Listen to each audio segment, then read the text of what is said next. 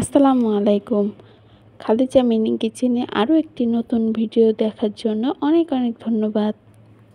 আজকে আপনাদের সাথে শেয়ার করব দুধ পাকন পিঠা। বিভিন্ন ডিজাইনের দুধ পাকন পিঠা দেখতে যতটা সুন্দর, খেতেও ততটা লোভনীয়। রসে ভরা এই পিঠা একবার খেলে এর স্বাদ মুখে লেগে থাকবে। খুব সহজেই ঘরেই তৈরি করে নিতে পারেন এই পিঠা। তাই আর দেরি না করে চলুন দেখে আসি আজকের রেসিপিটি। আমি আজকে 1 কাপ পরিমাণের ময়দা দিয়ে এই পিঠাটা তৈরি করে দেখাবো। তাই একটি ফ্রাই প্যানে 1 কাপ পরিমাণের পানি নিয়েছি। আমি এই কাপ দিয়ে ময়দাটা নেব।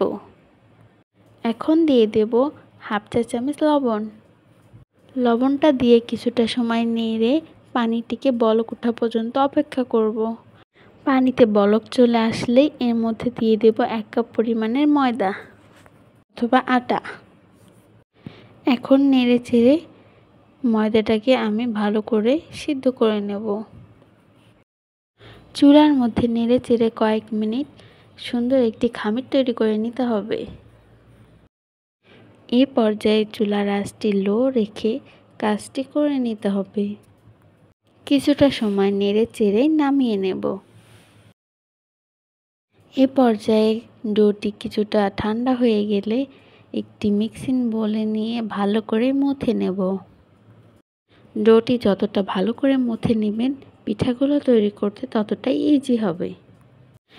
এরপর এর মধ্যে দিয়ে দেব ডিম। ডিমটি আমি এখানে অর্ধেকটা পরিমাণে রেখে দেব। আপনাদের ডোয়ের পরিমাণটা যদি আমার ডোর থেকে একটু বেশি হয় তাহলে একটা ডিমই লাগতে পারে। আমি এখানে অর্ধেকটা ডিম নিয়েছি।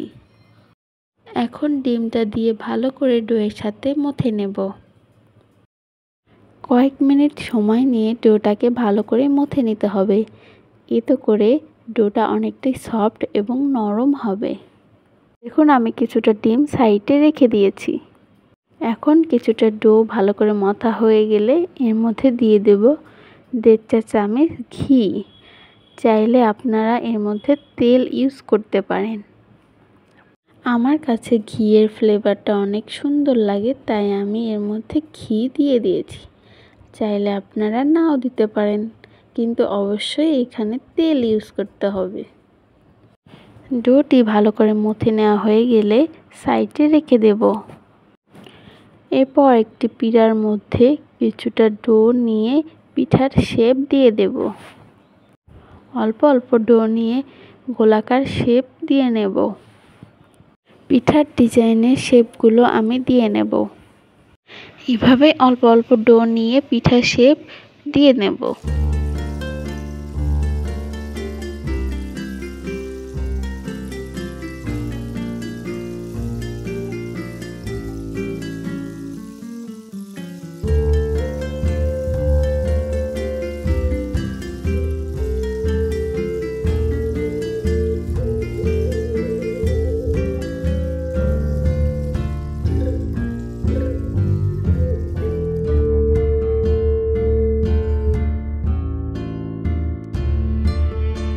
এই পর্যায়ে আমার সবগুলো ছোট ছোট গোলাকার শেপ হয়ে গেছে। এখন আমি একটি একটি করে পিঠার ডিজাইন তৈরি করে নেব। এই ডিজাইনটা আপনাদের সম্পূর্ণ নিজের কাছে, যে যেমন করে ডিজাইন দিতে পারেন সে তেমন করেই দিয়ে নেবেন। পিঠার ডিজাইন করা একটি আর্ট, চাইলে আপনারা সবাই এভাবে তৈরি করে নিতে পারেন। এ পর্যায়ে বলে বোঝানোর মতন আর কিছু নেই, তাই আপনারা সম্পূর্ণ ভিডিওটি দেখে শিখে নিন। তাই ভিডিওটি না টেনে সম্পূর্ণ ভিডিও দেখার অনুরোধ রইল।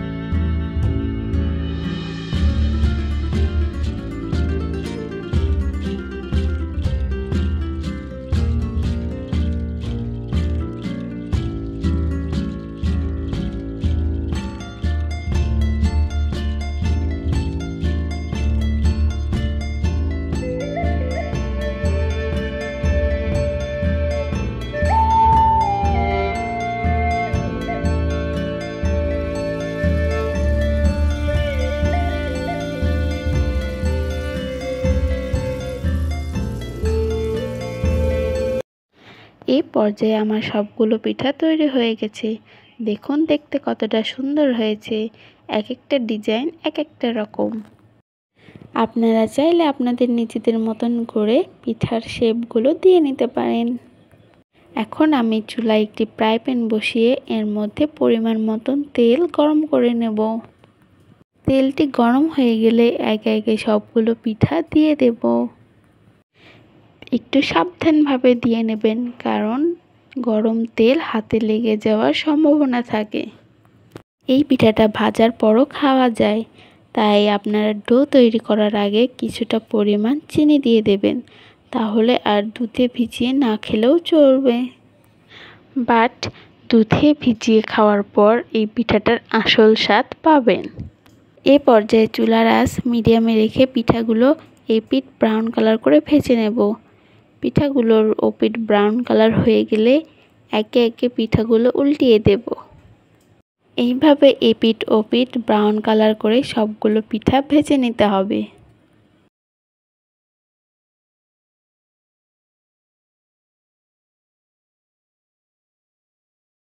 এই পর্যায়ে পিঠাগুলো তৈরি হয়ে গেছে। দেখুন কতটা সুন্দর ব্রাউন কালার হয়ে গেছে। এখন আমি চুলা থেকে সবগুলো পিঠা নামিয়ে নেব। আপনারা ডো তৈরি করার আগে কিছুটা পরিমাণ চিনি দিয়ে দিলে এই পর্যায়ে পিঠাগুলো খেতে অসাধারণ হয়ে থাকে। এখন একটি প্যানে আমি 300 মিলি দুধ নিয়েছি। এর মধ্যে দিয়ে দেব একটি তেজপাতা, 2টি এলাচ, এতে করে এর ফ্লেভারটা অনেক সুন্দর আসে। এখন এর মধ্যে দিয়ে দেব 1 কাপ পরিমাণের চিনি। মিষ্টির পরিমাণটা এখানে একটু বেশি দিবেন, কারণ পিঠিগুলো ভিজে যাওয়ার পর মিষ্টির পরিমাণটা কমে যাওয়ার সম্ভাবনা থাকে। এখন দিয়ে দেব পরিমাণ মতন লবণ।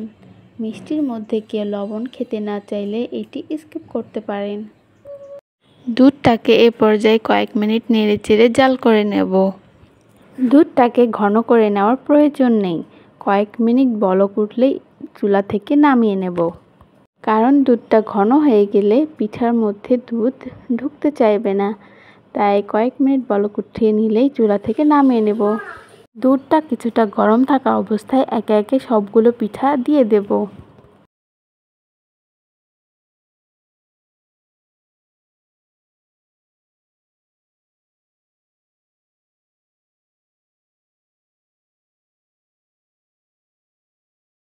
এখন এই পিঠাগুলো 1 থেকে 2 ঘন্টার জন্য রেস্টে রেখে দেব। এতে করে পিঠাগুলো ফুলে অনেকটা নরম তুলতুলে হয়ে যাবে।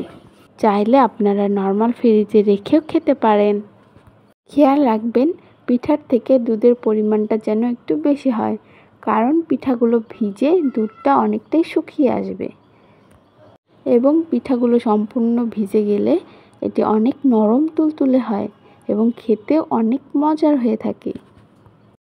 দেখুন 1 ঘন্টা পর আমার পিঠাগুলো অনেকটাই ভিজে নরম তুলতুলে হয়ে গেছে এবং দুধটাও অনেকটাই শুকিয়ে গেছে এবং এই পিঠাটা খেতে সত্যিই অনেকটা মজার। তাই আর দেরি না করে আজকেই তৈরি করে ফেলুন দুধ পাকন পিঠা। ভিডিওটি ভালো লাগলে একটি লাইক এবং মিষ্টি কমেন্ট করে অবশ্যই জানাবেন। যারা নতুন তারা প্লিজ চ্যানেলটি সাবস্ক্রাইব করবেন। যারা ফেসবুক পেজ থেকে দেখছেন তারা ফলো দিয়ে রাখবেন। আরও নিত্য নতুন রেসিপি পেতে আমার পাশেই থাকুন। আপনাদের সুবিধার্থে আমি একটি পিঠা কেটে দেখাচ্ছি। দেখুন পিঠার ভিতরে কতটা সুন্দর রস ঢুকে গেছে এবং পিঠাটা অনেকটাই নরম এবং তুলতুলে হয়েছে। দেখুন খেতেও ভীষণ মজার। এইভাবে পিঠা তৈরি করে খাওয়ালে সবাই আপনার প্রশংসা করতে বাধ্য হবেই। হ্যাঁ, অথবা বাসায় কোনো গেস্ট আসলে এই পিঠাটা তৈরি করে দিতে পারেন।